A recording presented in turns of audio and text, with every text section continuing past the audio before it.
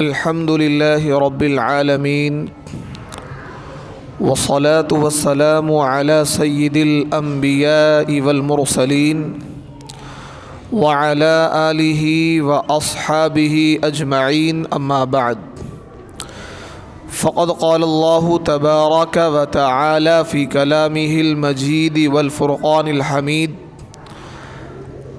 اعوذ باللہ من الشیطان الرجیم بسم اللہ الرحمن الرحیم رب اغفر قومی فإنہم لا يعلمون صدق اللہ العظیم۔ معزز ناظرین کرام، حاضرین عظام، نوجوان دوستوں اور بزرگوں، پچھلے ہفتے ہماری گفتگو یہاں تک پہنچی تھی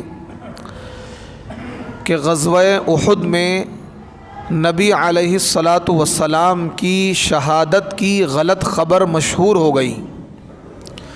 غزوہ احد میں نبی علیہ الصلاۃ والسلام کی شہادت کی غلط خبر مشہور ہو گئی، اور اس خبر کے مشہور ہونے کی جو وجہ تھی وہ یہ تھی کہ ایک صحابی ہیں مصعب بن عمیر۔ کیا نام ہے؟ مصعب بن عمیر۔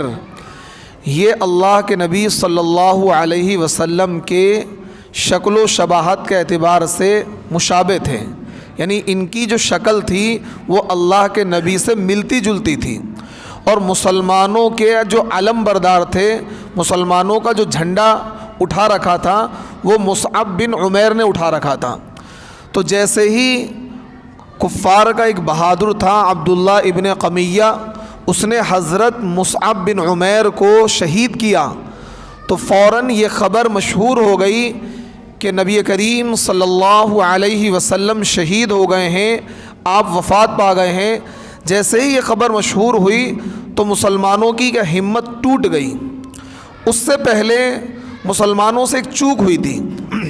وہ چوک یہ ہوئی تھی کہ جنگ کا میدان شروع کرنے سے پہلے نبی علیہ الصلاۃ والسلام نے پہاڑ کی ایک چوٹی پر، اور ایک چھوٹی سی پہاڑی پر نبی علیہ الصلاۃ والسلام نے 50 تیر اندازوں کو، جو تیر چلا سکیں، 50 صحابہ کو متعین کیا تھا کہ تم اس پہاڑی پر ڈٹے رہنا، اور ان کا جو افسر متعین کیا تھا وہ عبداللہ ابن زبیر کو، ان کا افسر متعین کیا تھا کہ تمہیں کیا ہے، یہاں سے نہیں ہٹنا ہے۔ عبداللہ ابن جبیر کو ان کا افسر متعین کیا تھا کہ تمہیں یہاں سے ہٹنا نہیں ہے، چاہے جنگ کے حالات کچھ بھی ہوں، جنگ کے حالات کچھ بھی ہوں، تمہیں اس پہاڑی کو نہیں چھوڑنا ہے۔ لیکن جب جنگ کے میدان میں حالت یہ ہوئی کہ کفار کے پیر اکھڑ گئے، حضرت ابو دجانہ، حضرت علی اور حضرت حمزہ بہادرانہ وار کفار سے لڑتے رہے، کفار کی صفوں کو الٹتے رہے، کفار کو تہتیغ کرتے رہے، ان کی صفوں کو تتر بتر کر دیا، تو کفار کے پیر اکھڑ گئے اور کفار میدان چھوڑ کر بھاگنے لگے۔ تو اس وقت وہ جو پہاڑی پر جو لوگ تھے وہ کیا ہے، نیچے اترنے لگے، اور کفار جو بھاگ رہے تھے ان کے مال و دولت کو، ان کی ہتھیاروں کو اور مال غنیمت کو اکٹھا کرنے لگے۔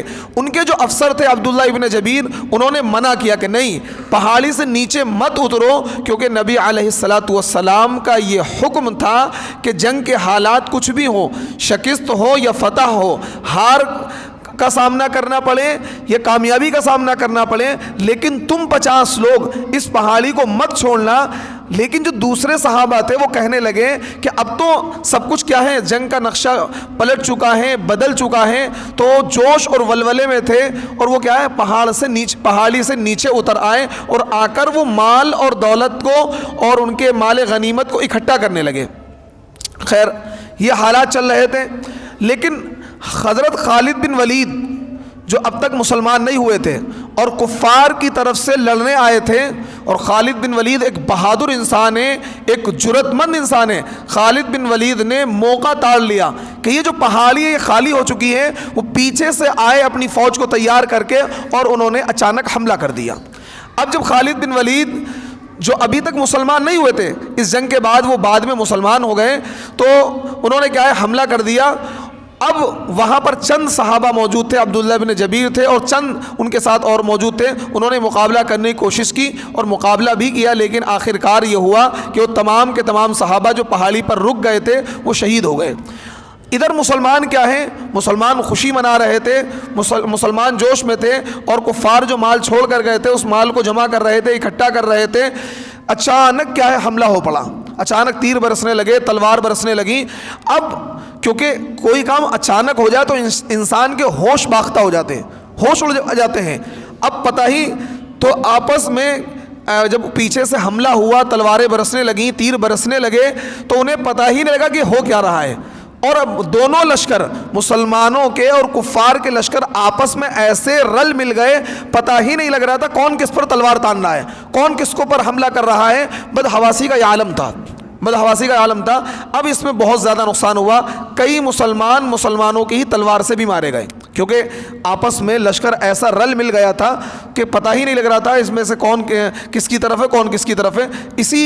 اسی ہنگامے کارزار میں حضرت حذیفہ کے جو والد تھے حضرت یمان، وہ بھی شہید ہوئے. جب ان کے اوپر تلواریں برس رہی تھی تو حضرت حذیفہ کہہ رہے تھے ارے انہیں چھوڑ دو، یہ میرے والد ہیں، یہ میرے والد ہیں. لیکن وہ ایک ایسا ہنگامہ سا برپا تھا، ایسی بدحواسی کا عالم تھا کہ پتہ ہی نہیں لگ رہا تھا کون کس پر تلوار تان رہا تھا. آخرکار حضرت حذیفہ کے والد جو یمان تھے وہ شہید ہو گئے مسلمانوں کے ہاتھوں سے. تو انہوں نے بڑے ہی کیا ہے درد بھرے لہجے میں کہا کہ اللہ مسلمانوں تمہیں معاف کرے، کیونکہ ایک مسلمان کی تلوار سے مسلمان شہید ہو گیا. حالانکہ جان کر نہیں ہوا تھا، غلطی سے ہوا تھا. اب اس کے بعد جب یہ حالات تھے تو انہی حالات میں ایک تو مسلمانوں پر ایک اچانک آفت ٹوٹ پڑی. انہی حالات میں یہ خبر بھی مشہور ہو گئی حضرت مصعب بن عمیر کے شہید ہوتے ہی کہ اللہ کے نبی شہید ہو گئے. جب اللہ کے نبی کی شہادت کی خبر پھیلی تو جو اب تک بہادری سے مسلمان لڑ رہے تھے ان کے کیا ہے پتے پانی ہو گئے اور ان کے کیا ہے قدم لڑکھڑانے لگے. حضرت عمر جیسا بہادر انسان وہ کیا ہے ہتھیار پھینک کر الگ کھڑے ہو گئے کہ اب ہم جی کر کیا کریں گے، اب ہم زندہ رہ کر کیا کریں گے کہ جب نبی ہی جو ہمارے محبوب تھے وہ اس دنیا میں نہیں رہے تو اب ہمارا جینا بیکار ہے. حضرت ابن نظر جو حضرت انس کے علاتی باپ ہیں، انہوں نے دیکھا کہ حضرت عمر کھڑے ہوئے ہیں، ان سے پوچھا تم کیوں کھڑے ہوئے ہو؟ انہوں نے کہا کہ جب اللہ کے نبی صلی اللہ علیہ وسلم زندہ نہیں رہے تو اب ہم جی کر کیا کریں گے. تو حضرت ابن نظر کیا ہے میدان میں کود گئے، کفار سے لڑتے ہوئے کیا ہے وہ بھی شہید ہو گئے.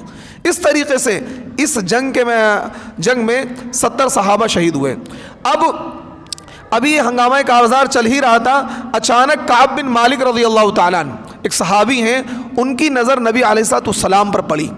ان کی نظر نبی علیہ الصلوۃ والسلام پر پڑی. نبی علیہ الصلوۃ والسلام نے چہرے پر مغفر پہنا ہوا تھا. دیکھا ہوگا جنگ میں کیا وہ پہن لیتے ہیں تاکہ چہرہ کیا ہے محفوظ رہے تلواروں سے، تیر سے. تو صرف اللہ کے نبی کی آنکھیں نظر آ رہی تھیں. انہوں نے اللہ کے نبی کو پہچان لیا کہ یہ تو نبی علیہ الصلوۃ والسلام ہیں. انہوں نے پکار کر آواز دیا مسلمانوں نبی صلی اللہ علیہ وسلم زندہ ہے. اچانک مسلمان کیا خوش ہو گئے اور مسلمانوں دوبارہ جوش آ گیا. تمام مسلمان اکٹھا ہو کر نبی کے ارد گرد آ گئے. جیسے ہی یہ آواز دوڑی کہ نبی صلی اللہ علیہ وسلم زندہ ہیں تو پھر کفار نے اپنی ساری طاقت، سارا ہجوم، سارا لشکر کیا ہے اسی پر کیا ہے سارا لشکر ایک ہی جگہ اکٹھا ہو کر آ گیا اور نبی پر کیا ہے تیر برسانے لگے. اب نبی علیہ الصلوۃ والسلام کے ارد گرد 11 صحابہ تھے. انہوں نے کہا نبی کی حفاظت کی، اپنی جان پر کھیل کر انہوں نے نبی کی حفاظت کی. حضرت زیاد ابن سکن، نبی علیہ الصلوۃ والسلام نے کہا کہ کون ہے جو مجھ پر جان کو فدا کرے گا؟ حضرت زیاد ابن سکن 5 انصاری صحابی لے کر آئے اور نبی کی حفاظت کرتے ہوئے پانچوں کے پانچوں شہید ہو گئے. حضرت ابو دجانہ رضی اللہ تعالیٰ عنہ جن کو اللہ کے نبی نے اپنی تلوار سونپی تھی، وہ اللہ کے نبی کے سامنے چہرہ کر کے، یعنی اس جنگ کے میدان میں بھی انہوں نے اس بات کو گوارا نہیں کیا کہ نبی کی طرف ہماری پیٹھ ہو جائے. وہ اس جنگ کے میدان میں بھی حضرت ابو دجانہ نبی کے سامنے منہ کر کے کھڑے ہو گئے اور اپنی پیٹھ پر کیا ہے تیر کھاتے رہے، پیٹھ پر ان کے تیر لگتے رہے. نبی کے لیے وہ ڈھال بن گئے نبی کے لیے تاکہ نبی کو کوئی نقصان نہ ہو. چاروں طرف سے صحابہ نے کیا ہے نبی کو بیچ میں لے لیا اور کیا ہے نبی کی حفاظت کرتے رہے. کوئی اپنے ہاتھوں، حضرت ابو طلحہ اپنے ہاتھوں پر تلوار کھا رہے ہیں، ان کا ایک ہاتھ کٹ کر گر گیا. حضرت ابو دجانہ کے جسم میں کافی تیر لگ چکے تھے، کافی زخمی ہو چکے تھے. اس طریقے سے نبی علیہ الصلوۃ والسلام کی ان لوگوں نے اپنی جان پر کھیل کر حفاظت کی. کئی صحابہ نبی کی حفاظت کرتے ہوئے شہید ہو گئے. حضرت زیاد ابن سکن رضی اللہ تعالیٰ عنہ جو انصاری صحابی ہیں، 5 5 صحابی کو لے کر آئے اور انہوں نے مردانہ وار کا نبی علیہ الصلوۃ والسلام کی حفاظت کی، کفار سے مقابلہ کیا اور شہید ہو گئے۔ جب اللہ کے نبی صلی اللہ علیہ وسلم نے کیا ہے موقع دیکھ کر آپ پہاڑی پر چڑھ گئے، آپ پہاڑی پر چڑھ گئے، حضرت ابو بکر، حضرت عمر اور چند صحابی کو لے کر جو ان کے ساتھ موجود تھے، آپ پہاڑی پر چڑھ گئے اور وہ ایک سیف زون تھا کیونکہ پہاڑ اونچائی پر آپ چڑھ گئے، اب وہاں پر کیا ہے کفار نہیں آ سکتے تھے، لیکن ابو سفیان جو کفار مکہ کا سردار تھا اس نے کیا ہے چڑھنے کی کوشش کی، تو اوپر سے حضرت ابو بکر حضرت عمر نے پتھر برسائے تو پھر وہ کیا ہے نیچے کو اتر گیا، وہ نیچے کو کفار اپنا لشکر لے کر نیچے کو اتر گئے۔ اب کیا ہے سامنے والی پہاڑی پر وہ بھی کیا ہے کفار بھی چڑھ کر کیا ہے چڑھ گئے، ادھر کیا ہے حضرت عمر اور حضرت ابو بکر اور اللہ کے نبی یہ سائیڈ میں کیا چھپے ہوئے تھے۔ اب اس شخص نے ابو سفیان جو ابھی تک مسلمان نہیں ہوئے تھے، یہ کفار کے ساتھ لڑنے آئے تھے، لیکن فتح مکہ کے موقع پر ابو سفیان بھی بعد میں مسلمان ہو گئے تھے، تو ابو سفیان نے یہ آواز دی کہ کیا محمد یہاں موجود ہیں، کیا محمد یہاں موجود ہیں؟ تو اللہ کے نبی نے صحابہ سے کہا خاموش رہو، کوئی جواب مت دینا، کوئی جواب مت دینا۔ یہ جنگی حکمت عملی ہوتی ہے کہ اگر وہ جواب دیتے تو ادھر سے کیا ہے وہ لوگ تیر برساتے۔ اس کے بعد کیا ابو سفیان نے کہا کیا ابو بکر موجود ہیں، کیا ابو بکر زندہ ہے؟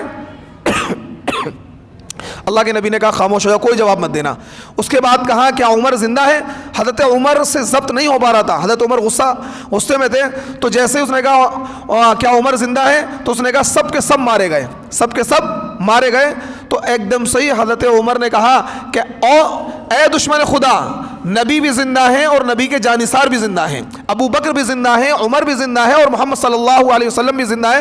چیخ کر اور چلا کر یہ کہا تو ابو سفیان تک یہ آواز پہنچی، تو ابو سفیان نے کہا اعلیٰ ہبل، اعلیٰ ہبل، ہبل ایک بت کا نام ہے جس کو پوچھتے تھے، ہبل عزا، کہ ہبل کیا ہے آج کے دن کیا ہے ہبل اونچا ہو گیا، ہبل اونچا ہو گیا۔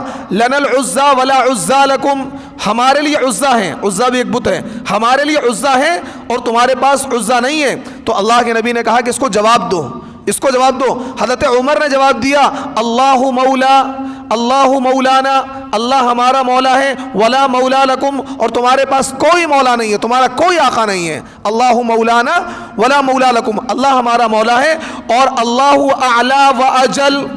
وہ یہ کہہ رہا تھا کہ ہبل کا نام بلند ہو گیا، اللہ کے نبی نے کہا کہ اس کو جواب دو اللہ اعلی و اجل، کہ اللہ کیا ہے بلند ہے اور اللہ ہی بڑا ہے، اللہ ہی بڑا ہے۔ اب نبی علیہ الصلوۃ والسلام پہاڑی پر موجود تھے اور ادھر کیا ہے ابو سفیان دوسری پہاڑی پر موجود تھا۔ خیر کفار کے دل میں ایک ایسا رعب ہوا کہ وہ لوگ کیا ہے انہوں نے سوچا کہ اب کیا ہے مسلمان ہار گئے ہیں، اب ہم کیا ہے واپس چلے جائیں۔ واپس جانے کے بعد نبی علیہ الصلوۃ والسلام کو یہ پتا تھا کہ یہ واپس جا کر تیاری کر کے دوبارہ حملہ کر سکتے ہیں۔ نبی علیہ الصلوۃ والسلام نے صحابہ سے کہا کہ کچھ لوگ تیار ہو جاؤ جو ابو سفیان کا پیچھا کرو، ابو سفیان کا پیچھا کرو، کیونکہ وہ تھوڑی دور جا کر لشکر کو دوبارہ اکٹھا کر کے دوبارہ حملہ کر سکتا ہے۔ اگر دوبارہ حملہ کر دیا تو کیا مسلمان بڑی پریشانی میں آ جائیں گے۔ نبی علیہ الصلوۃ والسلام کی یہ حکمت عملی کام میں آئی، اور جیسے ہی نبی علیہ الصلوۃ والسلام نے 70 صحابہ کو تیار کیا اور وہ ابو سفیان کا پیچھا کرنے کے لیے کیا ہے کافی دور تک 8 میل تک گئے، تو پتہ لگا ابو سفیان وہاں پر اکٹھے ہو کر اپنے ساتھیوں کو تیار کر رہا تھا اور یہ کہہ رہا تھا ہم تو بڑے گھاٹے میں رہے، جب جنگ کا میدان پلٹ گیا تھا تو ہم تو اس وقت تک واپس نہ آتے جب تک کہ ایک مسلمان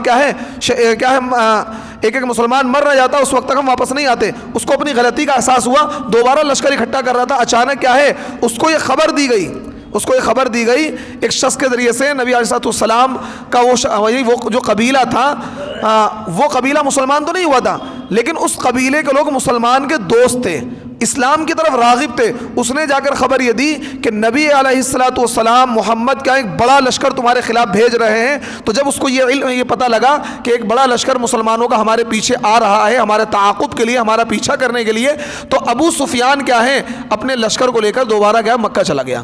اب نبی علیہ السلام کیونکہ اس جنگ میں 70 صحابہ شہید ہوئے تھے، بڑا ہی سخت نقصان ہوا تھا حضرت حمزہ رضی اللہ تعالیٰ عنہ، اور اسی طریقے سے حضرت مصعب بن عمیر، حضرت حنظلہ اور بڑے بڑے حضرت یمان، بڑے بڑے صحابہ اس جنگ میں شہید ہوئے۔ نبی علیہ السلام کی اور دیکھیے صحابہ نے نبی پر ایسا یعنی اس طریقے سے نبی سے ان کو محبت تھی، اتنا عشق تھا کہ نبی کی حفاظت کے لیے انہوں نے اپنی جانیں قربان کر دی، لیکن اس بات کو گوارا نہیں کیا کہ نبی پر کوئی آنچ بھی آ جائے۔ حالانکہ اس جنگ میں نبی علیہ السلام زخمی ہوئے تھے. نبی کے چہرے پر جب تلوار لگی تو آپ نے جو مغفر پہنا ہوا تھا اس کی 2 کڑی آپ کے چہرے پر گھس گئی اور خوب آپ کے کیا ہے آپ خون میں لت پت ہو گئے, اور آپ کے دانت بھی کیا ہے اسی جنگ میں شہید ہوئے تھے. آپ کے دانت جو ہیں اسی جنگ میں شہید ہوئے تھے. یہاں پر ایک وضاحت کر دوں, یہ جو جنگ ہوئی ہے شوال کے مہینے میں ہوئی ہے. کون سے مہینے میں ہوئی ہے؟ شوال کے, یعنی 7-8 شوال کو جنگ شروع ہوئی تھی. یعنی جس مہینے میں عید ہوتی ہے 1 شوال کو عید ہوتی ہے, 8 شوال کو جنگ شروع ہوئی ہے. کتنے شوال کو؟ 8 شوال کو. اب بعض لوگ شب برات کے حلوے کو جوڑتے ہیں کہ نبی علیہ السلام کے دانت شہید ہوئے تھے, آپ نے حلوہ کھایا تھا, یا اویس قرنی سے جوڑتے ہیں. تو بھائی آپ حلوہ شب برات میں کھاتے ہیں, اور کیا ہے آپ کے دانت کب شہید ہوئے تھے؟ شوال کے مہینے میں. 3 مہینے پہلے حلوہ کھا رہے ہیں. اور دوسری بات یہ ہے, اگر آپ کو اتنا عشق ہے تو پہلے دانت توڑیں, پہلے دانت توڑیں یا توڑوائیں جنگ میں جا کر, اس کے بعد حلوہ کھائیں, اس کے بعد حلوہ کھائیں. تو اس طریقے سے بہت سے لوگوں نے اس بدعت و رسم کو بھی کیا ہے اس واقعے سے جوڑ دیا, حالانکہ یہ واقعہ شوال کے مہینے کا ہے. اور وہ جو حلوہ کھاتے ہیں 15ویں شعبان کو کھاتے ہیں, خیر اس کا کوئی ثبوت اسلام میں نہیں ہے, لیکن لوگ کیا ہیں کہیں کی اینٹ کہیں کا روڑا, بھان بتی نے کنبہ جوڑا والا حساب کر دیتے ہیں, کہیں سے کہیں جوڑ کر ایک دین کی شکل بنا دیتے ہیں. خیر نبی علیہ السلام اس جنگ میں زخمی ہوئے, آپ کے دانت شہید ہوئے, نبی کے جسم سے نبی کے چہرے سے خون بہہ رہا تھا. حضرت فاطمہ رضی اللہ تعالیٰ عنہ اور ایک صحابیہ ہیں, ان کا نام تو تاریخ میں نہیں ہے لیکن وہ انصاری صحابیہ ہیں, ان کے شوہر, ان کا بھائی, ان کے والد اس جنگ میں شہید ہوئے. جب ان کو مدینے میں خبر ملی کہ نبی بھی اس جنگ میں شہید ہو گئے ہیں تو وہ مدینے سے دوڑی ہوئی چلی آئیں, کیونکہ مدینے سے 3-4 کلومیٹر دوری پر یہ احد کا جو پہاڑ ہے وہ قریب میں, زیادہ دور نہیں ہے. تو مدینے سے دوڑی ہوئی چلی آئیں. راستے میں کسی نے خبر دی کہ تمہارا بھائی شہید ہو گیا, انہیں کوئی فکر نہیں ہے. پھر راستے میں کسی نے خبر دی تمہارے باپ بھی شہید ہو گیا, انہیں کوئی فکر نہیں ہے. پھر راستے میں خبر دی کہ تمہارا بھائی بھی شہید ہو گیا ہے. بھائی, باپ, بیٹا, شوہر, 3 لوگ شہید ہوئے. اس کے بعد انہوں نے کہا کہ مجھے صرف یہ بتاؤ محمد صلی اللہ علیہ وسلم کا حال کیا ہے. تو لوگوں نے کہا کہ نبی علیہ السلام اچھے ہیں, ٹھیک ہیں, لیکن انہوں نے کہا مجھے اس وقت تک چین نہیں آئے گا جب تک کہ میں نبی کا چہرہ نہ دیکھ لوں. جیسے ہی وہ احد کے میدان میں پہنچی اور نبی علیہ السلام کو اپنی آنکھوں سے دیکھا کہ نبی علیہ السلام صحیح اور سالم ہیں, آپ شہید نہیں ہوئے ہیں, تو انہوں نے کیا ہے ایک ٹھنڈا سانس لیا. انہوں نے کہا کہ مجھے باپ, بیٹے اور شوہر کے مرنے پر کوئی افسوس نہیں ہے, بس مجھے اس بات کی خوشی ہے کہ میرے نبی حیات ہیں, میرے نبی زندہ ہیں. یہ عشق تھا صحابہ کا بھی اور صحابیات کا بھی. حضرت حمزہ رضی اللہ تعالیٰ عنہ اور اسی طریقے سے حضرت حنظلہ ایک صحابی ہیں, ان کی شادی کیا ہوئی, اسی رات ان کی شادی ہوئی تھی اور بیوی سے انہوں نے کیا ہے رات میں ملاقات کی تھی. شرعی مسئلہ یہ ہے کہ جو لوگ جنگ میں شہید ہوں ان کو غسل نہیں دیا جاتا ہے. جو لوگ جنگ کے میدان میں شہید ہوتے ہیں انہیں غسل نہیں دیا جاتا. اسی زخموں کے ساتھ اور انہیں کیا ہے اسی زخموں کے ساتھ انہیں قبروں میں دفنا دیا جاتا ہے. کپڑے بھی نہیں اتارے جاتے ہیں. انہی زخموں کے ساتھ نہ انہیں نہلایا جائے گا نہ دھلایا جائے گا. انہی زخموں کے ساتھ کل قیامت کے دن شہید اپنے انہی زخموں کے ساتھ اٹھے گا. اس کا وہ زخم بالکل ہرا ہوگا, اس زخم سے خون بہ رہا ہوگا. اللہ تعالیٰ سے وہ کہے گا کہ اللہ تعالیٰ میں یہ زخم لے کر تیری بارگاہ میں حاضر ہوا ہوں اور تیرے دین کی عظمت اور سربلندی کے لیے میں نے اپنے جسم کا کیا خون بہایا تھا. اس لیے شرعی مسئلہ یہ ہے کہ شہید کو غسل نہیں دیا جاتا ہے. 70 صحابہ, لیکن ایک اگر شہید کوئی بندہ حالت جنابت میں ہو یعنی ناپاکی کی حالت میں ہو تو پھر اسے غسل دیا جائے گا. تو ایک صحابی حضرت حنظلہ, وہ جنگ جب صبح کے وقت میں آواز دی گئی کہ لوگوں جنگ کا میدان تیار ہے, رات میں انہوں نے بیوی کے سے ملاقات کی تھی, وہ ناپاک تھے, وہ اسی حالت میں انہوں نے سوچا کہ میں نہاؤں گا تو نبی کا حکم پورا کرنے میں تاخیر ہو جائے گی. فوراً تلوار نکالی اور میدان جنگ میں کود پڑے اور لڑتے لڑتے شہید ہو گئے. جب نبی علیہ السلام نے لاشوں کو دھنوایا, اکٹھا کروایا تو حضرت حنظلہ کی لاش نہیں ملی. تو نبی علیہ السلام پریشان ہو گئے کہ حضرت حنظلہ کی لاش کہاں چلی گئی. حضرت جبریل امین آئے کہ اے نبی آپ پریشان نہ ہو, حضرت حنظلہ کی لاش کو فرشتے اٹھا لے گئے ہیں آسمانوں پر, اور ان کو کیا ہے سونے اور چاندی کے برتنوں میں اور کیا ہے ایک جنت کے پاکیزہ پانی سے ان کو غسل دیا جا رہا ہے, کیونکہ وہ حالت جنابت میں تھے, ان کو غسل دینا ضروری تھا. اور پھر کیا ہے تھوڑی دیر کے بعد فرشتے آسمان سے آ کر ان کی لاش کو زمین پر واپس کر گئے. تو نبی علیہ السلام نے جب ان کو دیکھا تو ان کے بال لمبے لمبے تھے, بالوں سے پانی ٹپک رہا تھا, بالوں سے پانی ٹپک رہا تھا، جیسے کوئی بندہ نہا کر غسل خانے سے باہر نکلتا ہے تو بال کیا گیلے ہوتے ہیں، تو حضرت حنظلہ جو اسی جنگ میں شہید ہوئے ہیں اور حالت جنابت میں تھے تو ان کو غسل دیا گیا، باقی 69 جو صحابی تھے، 69 جو صحابہ تھے ان کو غسل نہیں دیا گیا، کیونکہ شرعی مسئلہ یہ ہے کہ ایک شہید کو غسل نہیں دیا جاتا ہے اگر وہ ناپاک نہ ہو، اگر ناپاک ہو تو اسے غسل دیا جائے گا۔ تو اس طریقے سے تمام زخمیوں کو تلاش کیا گیا، حضرت حمزہ رضی اللہ تعالیٰ عنہ کی لاش کی بے حرمتی کی گئی تھی، ان کی لاش کے ٹکڑے کر دیے گئے تھے، ان کا کلیجہ نکال لیا گیا تھا، ان کے ناک اور کان کاٹ دیے گئے تھے، ہاتھوں کے ٹکڑے کر دیے گئے تھے، لاش کے 14 ٹکڑے کر دیے گئے تھے، کیونکہ حضرت حمزہ نے عتبہ کو قتل کیا تھا بدر کے میدان میں، اور حضرت حمزہ نے جبیر ابن مطعم کے چچا کو قتل کیا تھا۔ تو ہند جو عتبہ کی بیٹی تھی حضرت امیر معاویہ کی ماں، حالانکہ ہند بھی بعد میں مسلمان ہو گئی فتح مکہ کے بعد، اس نے یہ وحشی کو تیار کیا تھا، اور وحشی نے تاک لگا کر حضرت حمزہ کے نیزہ مارا اور وہ ناف میں لگا، آر پار ہو گیا، حضرت حمزہ وہیں گر گئے اور وہیں شہید ہو گئے۔ حضرت حمزہ کی لاش کے ساتھ کھلواڑ کیا گیا، نبی علیہ الصلوۃ والسلام نے جب دیکھا تو آپ بے انتہا روئے، کیونکہ یہ حضرت حمزہ جو ہیں یہ اللہ کے نبی کے سگے چچا بھی ہیں اور آپ کے دودھ شریک بھائی بھی ہیں، آپ کے دودھ شریک بھائی بھی ہیں، اور یہی حمزہ ہیں جب ابو جہل نے نبی علیہ الصلوۃ والسلام کے ساتھ بدتمیزی کی تھی، آپ کو گالیاں بکی تھیں، آپ کے ساتھ بے عزتی کا معاملہ کیا تھا، حضرت حمزہ کو جب پتہ لگا کہ محمد صلی اللہ علیہ وسلم، حالانکہ مسلمان نہیں ہوئے تھے، کسی نے بتا دیا کہ تمہارے بھتیجے کے ساتھ ابو جہل نے بدتمیزی کی ہے، تو وہ گئے خانہ کعبہ میں اور ایک زور سے کہا، لات ماری اس کو کھینچ کر، اس نے کہا کہ میں بھی، حضرت حمزہ نے ابو جہل سے کہا کہ میں بھی مسلمان ہو گیا ہوں اور تجھ سے جو ہو سکے کر لیں، تجھ سے جو ہو سکے کر لیں، حالانکہ مسلمان نہیں ہوئے تھے، غصے میں جذبات میں آ کر کہ میرے بھتیجے کو تکلیف کیوں پہنچائی، اس لیے جا کر کہہ دیا، رات بھر سوچتے رہے کہ میں نے یہ کیا کہہ دیا، میں اپنے باپ داداؤں کا دین چھوڑ دوں گا۔ پھر نبی علیہ الصلوۃ والسلام کے پاس گئے کہ بھتیجے تجھے گھبرانے کی ضرورت نہیں ہے، میں نے تیری بے عزتی کا بدلہ لے لیا ہے۔ اللہ کے نبی نے ان سے کہا تھا، اے چچا مجھے اس بات کی کوئی پرواہ نہیں ہے کہ آپ میرا بدلہ لیں، بلکہ مجھے پرواہ اس بات کی ہے کہ آپ ایمان میں داخل ہو جائیں، آپ ایمان میں داخل ہو جائیں، مجھے اس بات کی پرواہ نہیں کہ آپ میرا بدلہ لیں، مجھے اس سے کوئی، میں اس میں کیا ہے انٹرسٹڈ نہیں ہوں کہ آپ میرا بدلہ لیں، بلکہ آپ کیا ہے ایمان میں داخل ہو جائیں۔ تو حضرت حمزہ وہ بہادر ہیں کہ جنہوں نے کیا ہے ڈنکے کی چوٹ پر اپنے اسلام کا اعلان کیا تھا اور ہر موقع پر نبی کا ساتھ دیا، نبی کے چچا بھی ہیں، نبی کے دودھ شریک بھائی بھی ہیں، کیونکہ حضرت جو ابو لہب کی جو باندھی تھی ثویبہ، اس کا دودھ اللہ کے نبی نے بھی پیا تھا اور حضرت حمزہ نے بھی اس کا دودھ پیا تھا، اس طریقے سے آپ کے ڈبل رشتے ہیں۔ حضرت حمزہ کی شہادت پر نبی بے انتہا روئے۔ حضرت صفیہ جو حضرت حمزہ کی بہن ہے، جب ان کو پتہ لگا حمزہ شہید ہو گئے ہیں، وہ کیا ہے اپنے بھائی کی لاش کو دیکھنا چاہتی تھی، حضرت نبی کریم صلی اللہ علیہ وسلم نے منع کیا کہ حضرت صفیہ ایک عورت ذات ہیں، اگر یہ حمزہ کو دیکھیں گی، اپنے بھائی کے ٹکڑے دیکھیں گی تو بہت زیادہ روئیں گی، بہت زیادہ پریشان ہو جائیں گی، ان کو ان کی لاش کے قریب نہ لے جایا جائے۔ لیکن انہوں نے نبی سے درخواست کی کہ اے نبی مجھے میرے بھائی کی لاش کو دیکھنے دیا جائے اور میں ایک مجاہدہ کی طرح اپنے بھائی کو دیکھوں گی، لیکن کیا ہے آنسو نہیں بہاؤں گی، مجھے دیکھنے کی اجازت دی جائے۔ خیر حضرت حمزہ رضی اللہ تعالیٰ عنہ کی وہ کیا ہے جو لاش کے ٹکڑے ہو چکے تھے، لاش بکھر چکی تھی، حضرت صفیہ رضی اللہ تعالیٰ عنہ وہاں گئیں اور انہوں نے اپنے بھائی کی لاش کو دیکھا، انہوں نے کوئی نوحہ نہیں کیا اور کوئی رونا دھونا نہیں کیا، بلکہ اپنے بھائی کے اوپر انہوں نے فاتحہ پڑھی اور اپنے بھائی کو ایصال ثواب کیا اور واپس آ گئیں۔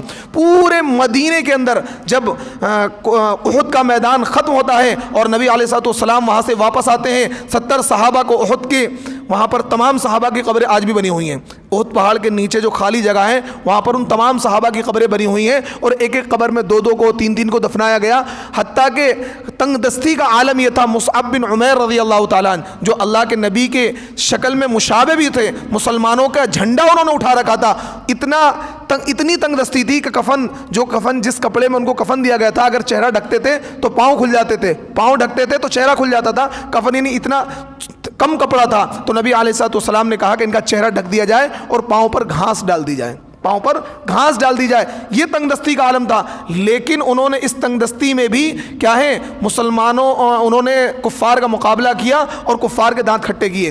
ایک موقع پر نبی علیہ الصلوۃ والسلام کیا وہاں سے گزرتے ہیں، 8 سال کے بعد آپ زار و قطار رونے لگے، اس سارے منظر کو یاد کرتے ہوئے کہ 70 صحابہ شہید ہوئے تھے، اور یہ کہا کہ مسلمانوں مجھے اس بات کا ڈر ہے کہ کبھی مسلمان دنیا میں پھنس نہ جائیں، مجھے اس بات کا ڈر ہے کبھی مسلمان دنیا میں پھنس نہ جائیں اور دنیا کی رنگ ریلیوں میں کھو نہ جائیں۔ آج یہی ہو رہا ہے کہ امت مسلمہ دنیا کی رنگ ریلیوں میں کھو گئی، دنیا میں اپنے آپ کو مگن کر لیا ہے۔ آج ہم نبی کو، قرآن کو، سنت کو، سیرت کو، نماز کو، سب کچھ بھلا بیٹھے۔ جس بات کا ہمارے نبی کو ڈر تھا آج وہی ہوا ہے کہ آج مسلمانوں نے اپنے نبی کو، اپنے قرآن کو، اپنی سنت کو، اپنے طور و طریق کو سب کچھ بھلا دیا ہے، اپنی منمانی زندگی مسلمان گزار رہے ہیں۔ اس احد کے میدان میں 70 صحابہ شہید ہوتے ہیں اور یہ لٹا پٹا قافلہ کیا ہے مدینے کو واپس آتا ہے۔ پورے مدینے کے اندر کوہرام مچا ہوا ہے، پورے مدینے کے اندر عورتیں کیا ہیں نوحہ کر رہی ہیں۔ اس وقت تک نوحہ کرنا جائز تھا، لیکن نبی علیہ الصلوۃ والسلام نے عورتوں کو منع کیا۔ عورتیں نا اپنے کپڑے پھاڑتی ہیں، گال نوچ رہی ہیں، اپنے چہرے پر مار رہی ہیں یا نوحہ کر رہی ہیں، ہائے تم کہاں چلے گئے، اے فلاں کے ابو تم کہاں چلے گئے، تم ہوتے تو ایسا ہوتا۔ اس طرح یعنی بیان کر کر کے رونا یہ نوحہ کہلاتا ہے، بیان کر کر کے رونا نوحہ کہلاتا ہے، یہ اسلام میں جائز نہیں ہے۔ ویسے رو سکتے ہیں لیکن بیان کر کے رونا، اے فلاں کے ابو تم کہاں چلے گئے، اب تم نہیں ہو تو ہمارا کیا ہوگا، ہماری دیکھ ریکھ کون کرے گا، اس طریقے سے عورتیں بیان کر کر کے روتی ہیں۔ اس طرح رونا قطعاً جائز نہیں ہے۔ اس طرح اس کو بولتے ہیں نوحہ، اپنے منہ کو پیٹنا، اپنے بالوں کو نوچنا، اپنے کپڑوں کو پھاڑنا اور بیان کر کر کے رونا، یہ جائز نہیں ہے۔ ویسے رو سکتے ہیں، گنجائش ہے، ظاہر سی بات ہے، تکلیف ہوتی ہے انسان کو، انسان روتا ہے، لیکن اس طریقے سے بیان کر کے رونا جائز نہیں ہے۔ اللہ کے نبی نے سختی سے، کیونکہ عرب کی عادت تھی کہ عورتیں کا سینہ کوٹ کوٹ کے روتی تھیں اور نوحہ کرتی تھیں، بالوں کو نوچتی تھیں، چہرے پر چاٹے مارتی تھیں، اس طریقے سے عورتیں رویا کرتی تھیں۔ اللہ کے نبی نے منع کیا۔ یہ 3 ہجری کا واقعہ ہے اور اسی سال حضرت حسن رضی اللہ تعالیٰ عنہ کی ولادت ہوئی۔ اسی سال 15 رمضان کو حضرت حسن رضی اللہ تعالیٰ عنہ کی ولادت ہوئی۔ حضرت عثمان غنی رضی اللہ تعالیٰ عنہ نے اللہ کے نبی کی جو دوسری بیٹی تھی حضرت کلثوم، ان سے آپ نے نکاح کیا۔ اور اسی سال کیا ہے وراثت کے قانون، جو یعنی پراپرٹی کا جو قانون تھا، اسی سال قرآن میں بیان کیے گئے، اسی سال وراثت کے قانون کو بیان کیا گیا۔ اور اسی سال نبی علیہ الصلوۃ والسلام نے حضرت حفصہ جو حضرت عمر کی بیٹی ہیں، غزوہ بدر میں بیوہ ہو گئی تھیں، ان کے شوہر کیا ہے غزوہ بدر میں شہید ہو گئے تھے، تو ان سے اللہ کے نبی نے نکاح کیا۔ تو 3-4 اہم واقعات اس کیا ہے 3 ہجری میں ہوئے ہیں۔ اب اگلا جو جمعہ ہوگا اس پر 4 ہجری، کیونکہ 10 سالہ مدنی زندگی، 3 سالہ مدنی زندگی یہاں پر کمپلیٹ ہوتی ہے۔ اب چوتھے سال میں کون کون سے واقعات پیش آئے ہیں اور کیا کیا معاملات پیش آئے ہیں، کون سی جنگ پیش آئی ہے، اس کو اگلے ہفتے انشاءاللہ بیان کیا جائے گا۔ اللہ رب العزت ہمیں اعمال صالحہ کی توفیق عطا فرمائے۔ وآخر دعوانا ان الحمد للہ رب العالمین۔